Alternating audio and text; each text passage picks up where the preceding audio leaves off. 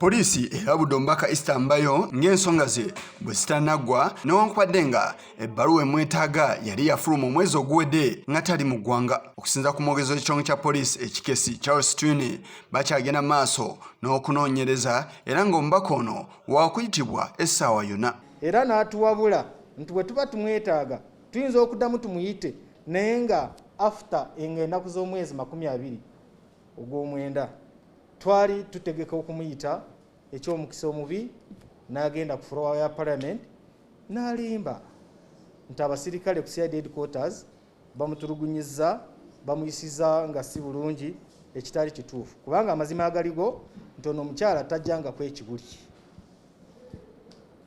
abadde tanaba kujja naye era ajja kujja kubanga naffe emirimu gye tukola gya gavumenti.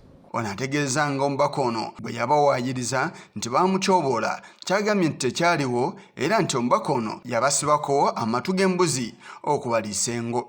Ono omukyala tumwetaaga okubanga tubaako akana n'akataano kwe tumubuuza ku bikwatagana n'okubula kwa ssente biliyoni 3 ezaali mu kitongole kye era supervisinga ekya Uganda Printing and Publication Corporation.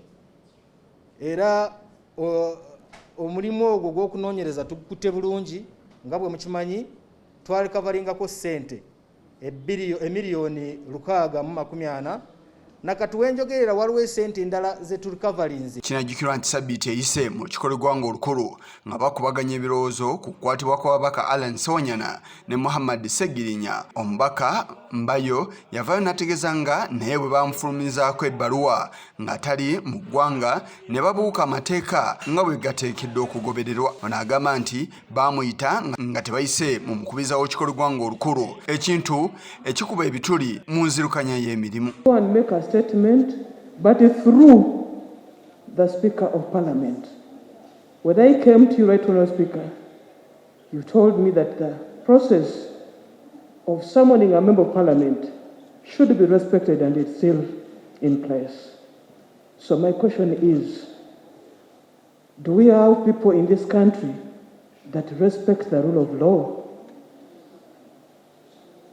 Especially members of Parliament should be respected, Right Honourable Speaker. Twine era ategeeza ng'abamu ku babaka bano bwe batayagala kubayita nga bayita mu kkubiriza w'olukiko lw'eggwanga olukulu. Bamemba ba Parliament abamu ate nga ddala be basingayo obungi tebaagalira ddala okubanga bw'oba obayita ku poliisi nti obawandiike ng'oyita mu ofiisi ya mukama waabwe.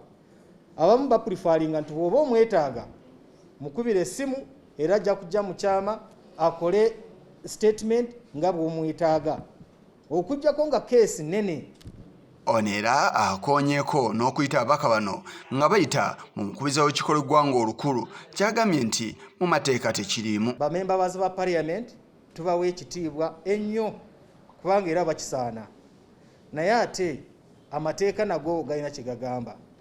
Ate mwattu olina okukimanya nti okuyita memba wa Parliament okuyita mu ofiisi ya Right Honourable Speaker tubadde tetunaba kumanya n'etteeka wawe ekiggwa naye nga ku lw'okuba twagala kutwala eky'obuntu bulamu mu luzungu kye bayita katase tukikola era abamu bagondedde samoni zaffe ne bajja ne tumaliriza transaction zaffe. Kino ajjukirwa nti mu lutuulo olwaliwo n'omukubiza w'olukiko lw'eggwanga olukulu Jacob Olanya yavaayo n'alaga okwennyamira olw'engeri abamu ku babaka gye bakwatibwamu nga naye tategeezeddwako. Come straight to police and record statement. If there's need for detention, now that follows from there.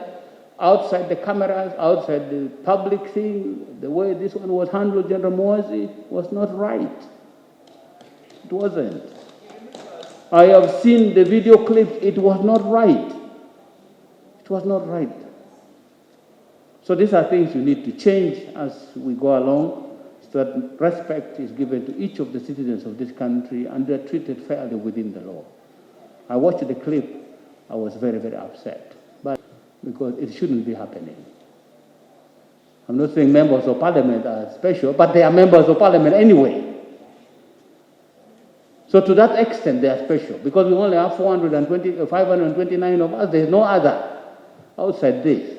So we're a special group of 529 people, including the Speaker. Yes, Chigongo, Kurwa Channel 44, Orikulo.